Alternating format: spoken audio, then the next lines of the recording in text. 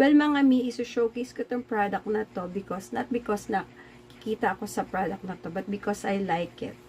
Okay? I-share ko sa inyo dahil nagustuhan ko and approve siya sa akin. So, this is the boy leg short. Yung pala pangalan nito, boy leg short. Ayan. Pero, yan, parang siyang boxers na pambabae, mga mi. And, ang ganda ng kanyang garter. Ayan, nakita niyo yung pagkakatahi niya. Ayan, ang ganda ng kanyang pagkakatahi. Tapos, pulidong-pulido siya, stretchable. Well, hindi siya masyado stretchable ha, kaya, ayan. Tingnan niyo yung size. This is the size medium. Ayan, kasi 12 years old pa lang naman yung anak ko. And marami siyang colors na available, mga mi. This is the black. Ito parang red-orange. Tapos, dalawang beige yung binigay niya. Ayan, dalawang beige.